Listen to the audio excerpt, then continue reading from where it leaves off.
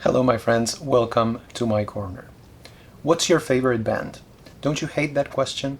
Well, to be honest with you, I love that question and I have two answers to it. I have a long answer and a short answer. I'm gonna be nice to you and I'm just gonna give you the short answer. The short answer is, of course, the Ramones. I listened to my first Ramones song when I was about 11 or 12 years old. It was at an English institute where I was learning English, and we had the typical activity where they give you a song and you have to figure out the lyrics. That song was Poison Heart from the album Mondo Bizarro. It completely spoke to me. I mean, the music, the lyrics, the message that the song conveyed, everything just reflected the way I felt at that moment, and that was to me the beginning of a great friendship. It was a connection that I don't really have with any other bands. Many years later, I have every single record that they ever recorded, some of their live albums, a couple of bootleg albums too, and I thought in this video I would focus on three aspects of their music that I think are worthy of notice. The first aspect is their minimalism. If you have listened to the Ramones, you know that in many of their songs, maybe even in most of them, they follow the typical 3 power chord structure. So if you have a guitar, you can play it. Okay? It's very easy to play, very basic. It's so easy to play, even this guy can do it. The minimalist approach can be seen not only in the music, but also in the lyrics. Think about songs like I Don't Care, like Loudmouth, like It's a Long Way Back.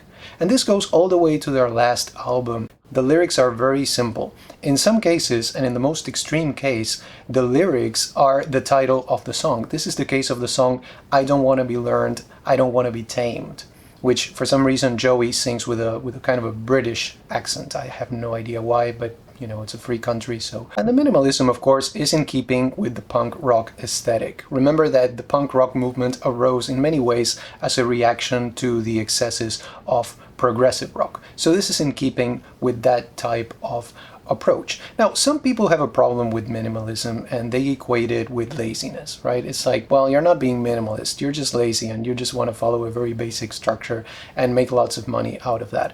I don't see it that way. I think minimalism is, in many ways, a return to basics. If you think about it, traditional rock, traditional blues is very basic in its structure, right? So I believe this is what the punk rock movement was doing in a sense. They were trying to go back to basics, asking themselves, why complicate things, right? Let's just stick to the basics and try to do something once again with that. So this is something that I think about a lot. Many people see the punk rock movement and by extension the Ramones as revolutionary. And of course they are. They are revolutionary. They are iconoclastic in many ways. But we should also say something that not many people realize. They are also very traditional.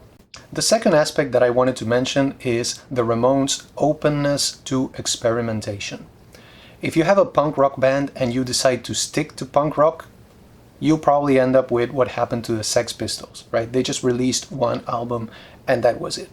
On the other hand, you have a band like The Clash. They realized that it was important to keep transforming oneself, to keep developing a style, maybe exploring new horizons and stuff like that. But I feel like maybe they went a little too far, especially with an album like Sandinista, which has a lot of good stuff there, but also, it's a little bit too much for my taste. I believe the Ramones have the perfect balance when it comes to this. They are traditional, they stick to punk rock, but also they are willing to experiment when it is necessary. And you can see this in albums like End of the Century, Pleasant Dreams, and Subterranean Jungle.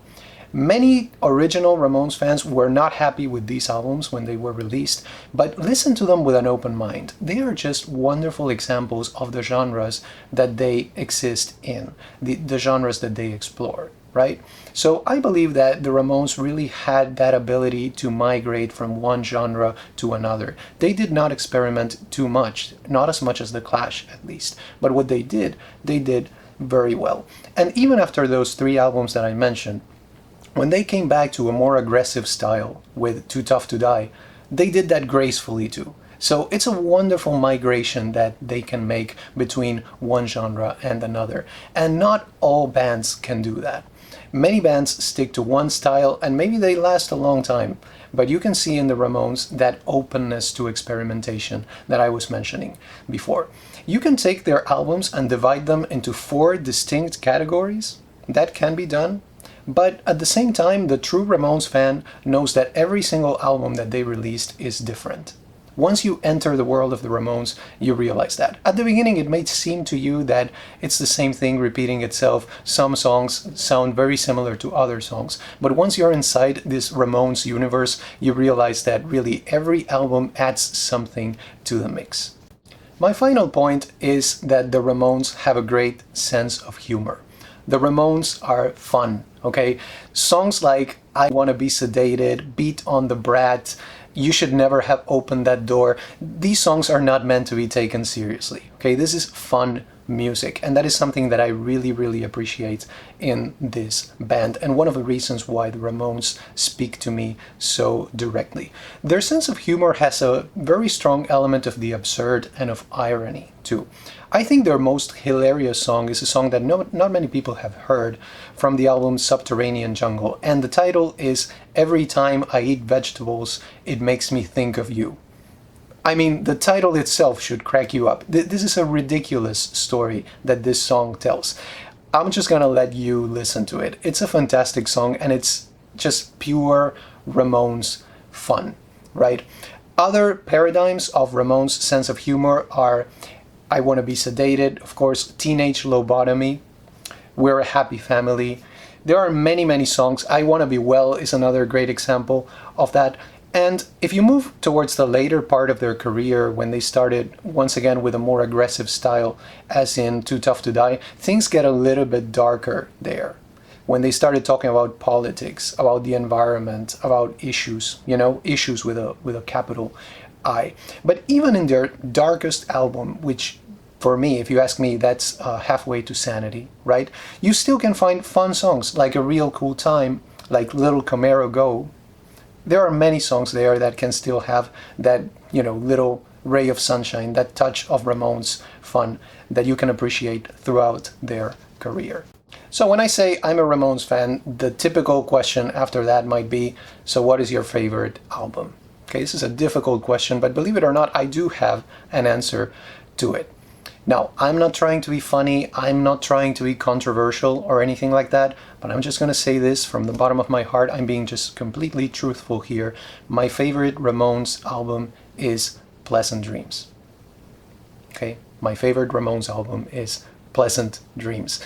I know that sounds ridiculous. You're like, Jorge, are you insane? You just said you're a Ramones fan and now you choose the least Ramones-like album in the Ramones discography, right? There's a very straightforward and simple reason for this. The Pleasant Dreams album was the first album by the Ramones that I bought. So it has that special quality. It was the doorway to me into the world of the Ramones. So it's something very special for me. It's just, I can't explain it. Of course, it's not their most representative album. It's probably their least representative album, but it's the first one for me. So it's like a first kiss. The ones that come after that may be a lot better, but a first kiss is a first kiss. And to me, this album is always going to be my favorite by the Ramones. Okay, so let's say you want to explore the music of the Ramones. What do you do? Where do you start?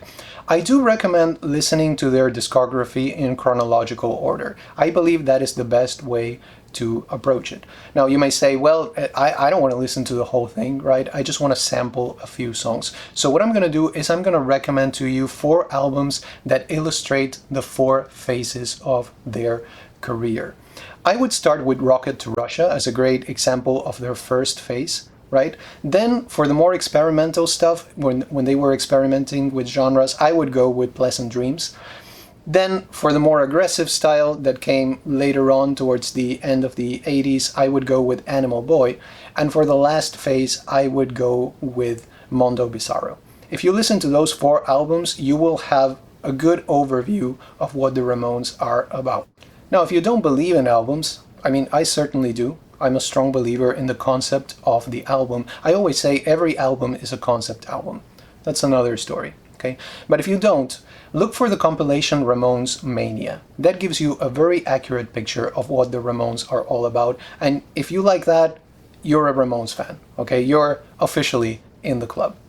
So those are just a few ideas on the Ramones, my favorite band ever. If you have any questions about them, or if you would like for me to talk about one of their albums or some of their songs or another aspect of their music that I did not mention in this video, just let me know and I would be more than happy to do that.